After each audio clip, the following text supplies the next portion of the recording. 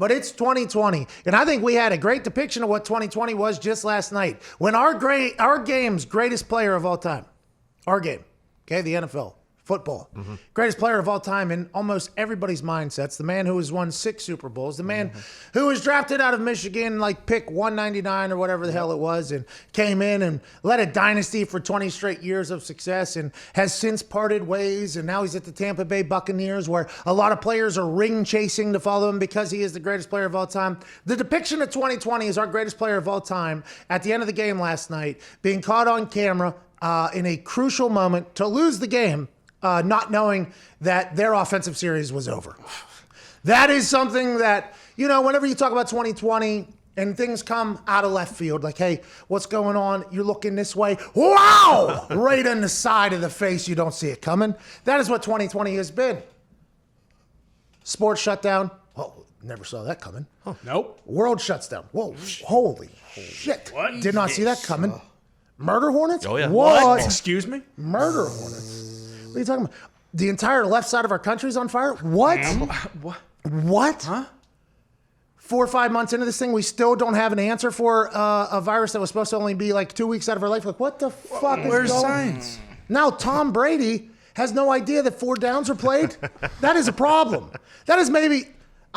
we only talk about sports world, but in the sports world, I think that is potentially the last thing on the list of things you thought would ever happen is Tom Brady not know situational football or situational awareness, because the New England Patriots, now let's not go ahead and say that they got it all figured out either, because they had a quarterback take a sack with no timeouts left at the end of half in field goal range, and they lost their situational football, which made me think like, whoa, the Patriots 2020, this is crazy. But now that we see the greatest quarterback of all time in a game-winning situation, which is what this dude never, ever, ever blinks, never flinches. That's why he's Tom Brady. He literally doesn't sweat. His eye black doesn't move ever, even back whenever it was cheap-ass eye black that wasn't really waterproof. His stuff was never moved. Looked like he never, ever sweat, which is why Tom Brady, old Tommy Foxborough, is the guy that is who he is. Last night with the picture of him holding 4 fingers up to a ref, questioning on whether or not it was still 4th down. No, it's 5th down now. And that means the other team has the ball.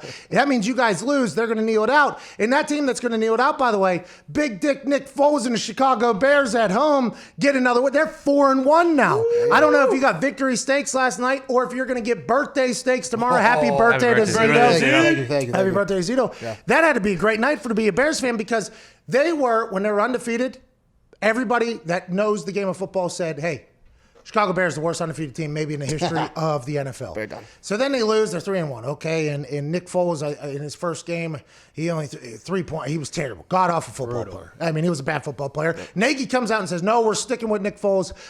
This is for the duration here. This is our quarterback. This is our guy. We're going to go with him. And you heard a lot of the pundits on TV said, well, all the players know that Nick Foles is a guy who's won. He's been there. He's done that. So you know that you have a chance in every single game. And I'm not saying that the pundits said that you don't have that with Mitchell Trubisky, but it does feel like Nick Foles was a calming factor. But his first game he played, not great. Not great at all. First quarter he played last night. Not great. Not great at all. But that defense with primetime players like Khalil Mack. Primetime players are primetime players because in primetime games, they make primetime plays. Bang. And that is what Khalil Mack made a bunch of last night. Had great interactions with Tom Brady, by the way. Love him whispering in his ear at the end of the game, basically, and Tom Brady rolling his eyes. But this Chicago Bears team is now 4-1. And nobody has a clue what team they are. Everybody's still going to say they stink, but they just beat the Tampa Bay Buccaneers. Now, granted, Tampa Bay Buccaneers had no weapons, okay?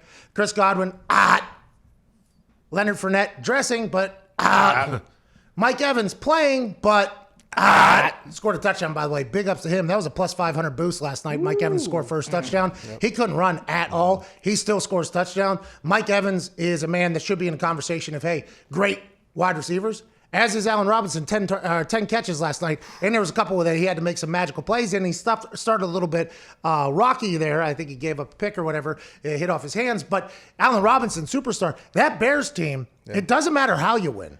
The fact that they're winning games, Chicago's got to be pumped. Last night showed a little bit of Tom Brady maybe not being the perfect quarterback that everybody has always thought that he was. What are you hearing out of Tampa Bay this morning? Is he going to cut and fire everybody over there, Tom? Well, it's interesting listening to Bruce Arians try to explain the unexplainable, which is one of the greatest quarterbacks of all time, one of the best players of his era, and a guy who certainly, for whatever physically Tom Brady may have lost at this stage in his career, mentally has remained far ahead of everybody, not knowing what down it was at the end of the game. I mean, it's not as if there's a lot of, as you look at the photo. I mean, you want to talk about a meme instantly. That's one of about five that Brady created last night. I don't sense that there's any kind of a panic or an overreaction to it. It's just kind of a very unusual situation that you run into at the end of a game, where I would think the more concerning thing for Bruce Arians and the Bucs really coming out of it would be what happened to the offense as a whole after the first couple of drives when they were putting points on the board.